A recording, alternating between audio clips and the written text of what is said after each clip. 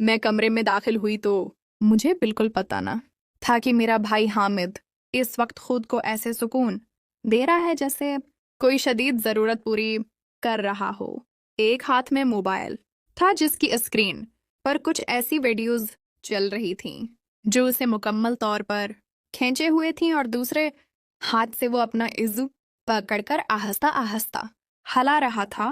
اس کی سانس تیز تھی، چہرہ سرخ ہوا تھا اور آنکھیں بند کرنے کی کوشش کر رہا تھا تاکہ مکمل لذت حاصل کر سکے۔ جیسے ہی میری آواز یا قدم کی آہٹ اس نے سنی، اس کی آنکھیں کھل گئیں۔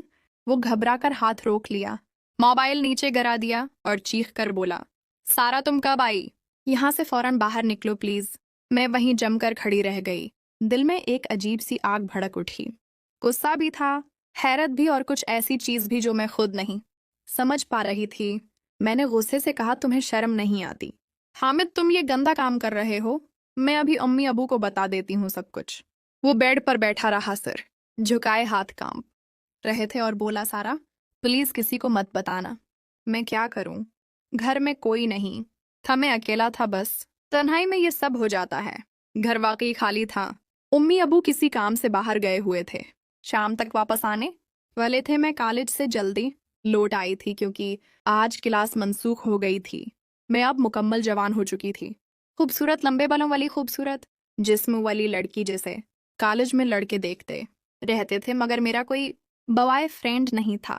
دوست لڑکیاں اکثر اپنے بوائے فرینڈز کے ساتھ کیے گئے کاموں کی باتیں کرتی تھیں کہ کس طرح وہ چھوتے ہیں، چومتے ہیں اور کبھی کبھی مکمل طور پر ایک ہو جاتے ہیں۔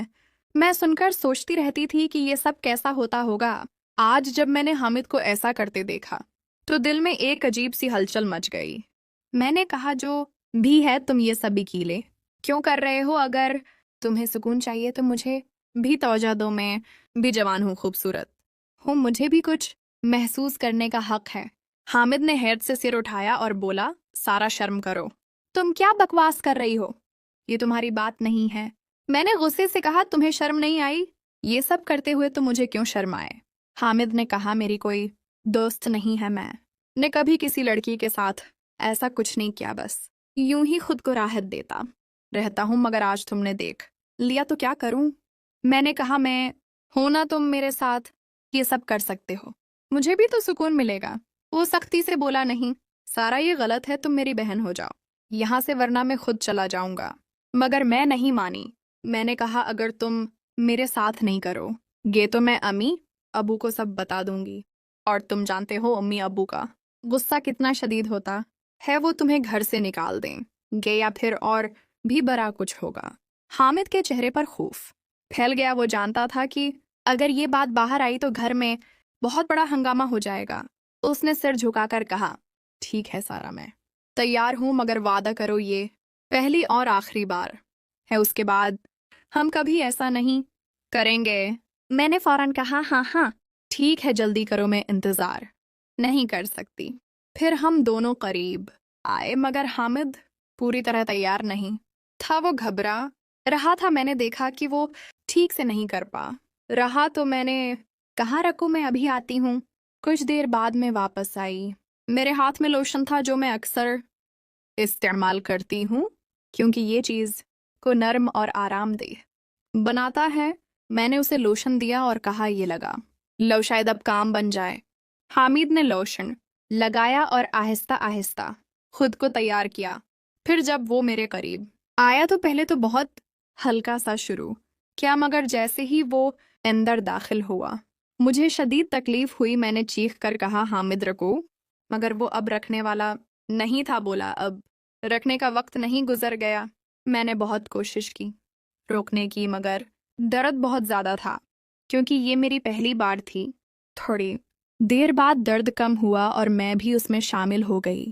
آنکھوں سے آنسو بہہ رہے تھے، مگر اب ایک عجیب سی لذت بھی مل رہی تھی۔ ہم دونوں ایک دوسرے کے ساتھ مکمل ہو گئے۔ جب سب ختم ہوا تو ہم الگ ہوئے اور خاموش بیٹھ گئے۔ امی ابو ابھی تک نہیں آئے تھے۔ ہم دونوں نے کپڑے ٹھیک کیے اور معمول کی طرح بیٹھ گئے جیسے کچھ ہوا ہی نہ ہو۔ رات کو جب امی ابو آئے تو ہم اپنی پڑھائی میں مصروف دکھائی دیے۔ अम्मी अबू को बिल्कुल पता न चला कि आज हमारे दरमियान किया। गुजरा रात गहरी हुई तो मैं पानी पीने उठी तो अम्मी अबू के कमरे से अजीब सी आवाजें आ रही थीं। अबू अपना काम कर रहे थे और अम्मी की आहें सुनाई दे रही थीं।